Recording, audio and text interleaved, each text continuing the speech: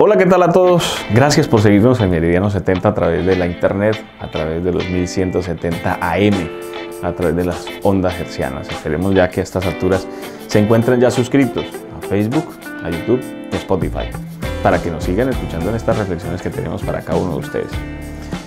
Una reflexión grande frente al tema de la justicia en nuestro país y en nuestra región.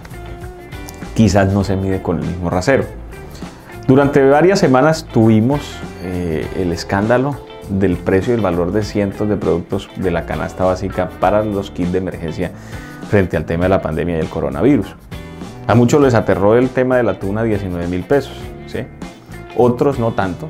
Otros empezaron a hacer del árbol caído leña desde diferentes redes sociales con el fin de recalcar que sí hay corrupción. Nadie está negando que no hay corrupción sistémica en Colombia. Quizás es algo más cultural de lo que se imagina. Es una cultura que parte desde lo personal, de lo propio, hacia lo social. Y quizás muchos paladines de la justicia tengan más vicios de corrupción que cualquier otro de los que están atacando. No lo digo con alguien en particular, sino que precisamente muchas veces el hecho de ser corrupto no implica manejar recursos del Estado. Eso es una corrupción institucional, pero también hay corrupción de tipo personal, cuando usted acusa a otra persona sin tener la mayor cantidad de pruebas posibles. Hubo ese tema de escándalos aquí, escándalos allá, pero precisamente quedaron otros en silencio, a pesar de la evidencia clásica. El gobierno nacional hizo compras absurdas de tapabocas a 45.000 pesos. ¿Sí?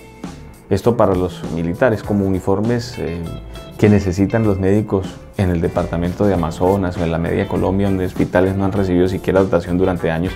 Pues obviamente que los militares se vistan con trajes de prevención antifluidos que se necesitan en las zonas de emergencia o en las salas de urgencia en los diferentes hospitales públicos del país. Esto muestra la evidencia por lo menos de comprar camionetas blindadas, en fin. Y el sistema de justicia ni se inmuta. Quizás el fiscal tendrá alguna relación personal con el presidente de la República, pero sí ha querido llevar a las regiones a la palestra pública, llamando a gobernadores, alcaldes, en fin, a estar condenados precisamente dentro de ese mismo. Casos como el del gobernador del departamento de Arauca, casos como el de Carlos Caicedo, gobernador del Magdalena. Nos muestra obviamente que hay una urgencia de sacar resultados por parte del estamento sin mirar verdaderamente lo importante, sin tocar la presidencia de la República y las fuerzas militares, que son focos de corrupción institucional gravísimos y grandísimos, más que el mismo Congreso. Por las decisiones como tal, nadie se ha dedicado a investigar directamente la corrupción institucional de las fuerzas militares y mucho menos en la presidencia de la República, sobre gastos innecesarios. Se habló una vez de las cortinas de Santos, ¿se acuerdan? De las cortinas de Juan Manuel Santos.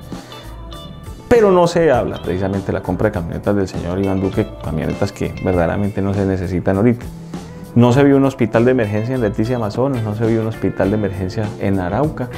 Porque muchas veces la gente dice es que el gobernador, el alcalde no compran, pero ¿qué pasa cuando los recursos de la salud los maneja precisamente la nación? Y la nación no suelta. Hemos visto cómo el gobierno nacional omite esta situación de responderle a los gobernadores, y ahí ¿dónde está el sistema de justicia? ¿Dónde está el sistema de justicia? No estamos diciendo que no exista corrupción en los territorios, obviamente les hay, así como hay clanes políticos, los hay.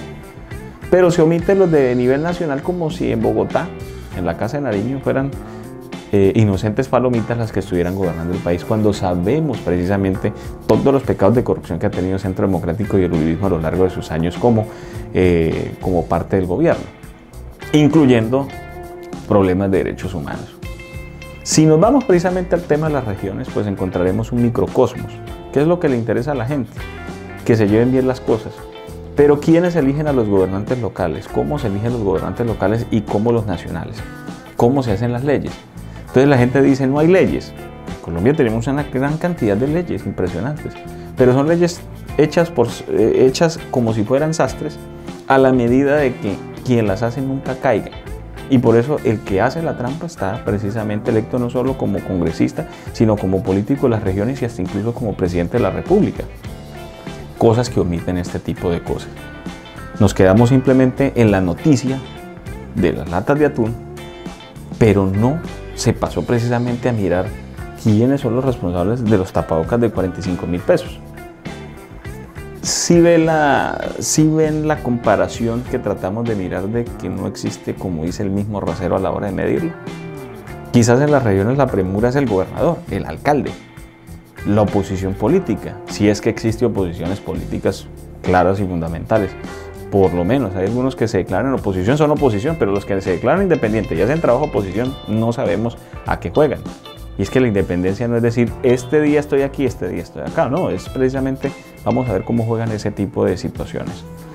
Y más allá del término de justicia, también existe la justicia social, ¿sí?